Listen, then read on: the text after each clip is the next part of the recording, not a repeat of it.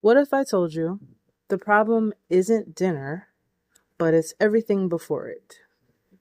So, something I wish someone had told me when I was trying to lose weight is the problem usually isn't what you eat at dinner, it's what you eat during the day. So, if you've ever made it through a great breakfast, a wonderful lunch, real healthy, or skip them entirely just to find yourself raiding the kitchen at 9 p.m. with about zero self control. You already know that pattern. And if you're like I was, you probably blamed yourself for it. Here's what's actually happening: it's chemistry, not willpower. So, skipping breakfast or eating too little during the day drives cortisol up and blood sugar down.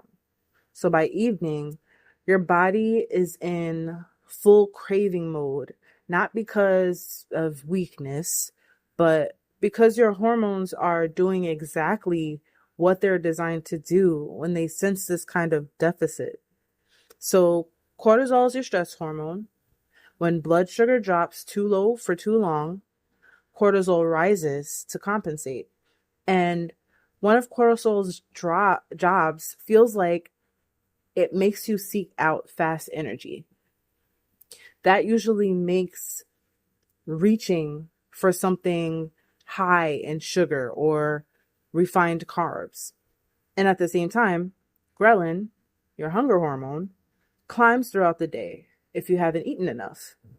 And by nighttime, it's working against you at full strength. So that 9 p.m. craving isn't some flaw in your character. It's biochemistry, asking to be fed rather loudly. And how I learned this, I lost 60 pounds, and not by following a plan online. I lost it by understanding what was actually happening in my body. I lost it by coaching myself alongside a great personal trainer who gave me the freedom to eat what I want. Once I started applying everything I've learned with a massive amount of myths busted, everything started to make sense. And it worked. And dare I say it actually became easy. And I know that doesn't sound believable, but if I can do it, you can. So the cravings weren't random.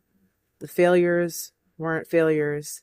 They were predictable responses to predictable inputs.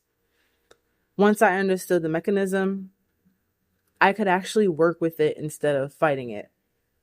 So what that means for you. If this sounds familiar, the fix isn't more willpower at 9 p.m. It's earlier in the day, a few things that make a real difference. Eat a protein-forward breakfast within an hour or two of waking. This blunts the cortisol response and sets your blood sugar up to stay more stable throughout the day. Don't let more than 4 to 5 hours pass without eating something with protein or fat in it. Long gaps are exactly what trigger the late day cortisol spike. Notice the pattern before judging it. If evening cravings are a recurring theme, look at what happened 6 to 10 hours earlier. That's usually where the real story is. This is the kind of thing I work through with clients in my nutrition coaching sessions. Not generic advice, but understanding your specific patterns and the biology behind them. Then building a plan that actually fits your life. So if you want to work with me, I'm an ISSA-certified nutrition coach with a Master's of Science in Chemistry. I offer 30-minute online sessions for $20, less than the cost of many of your copays.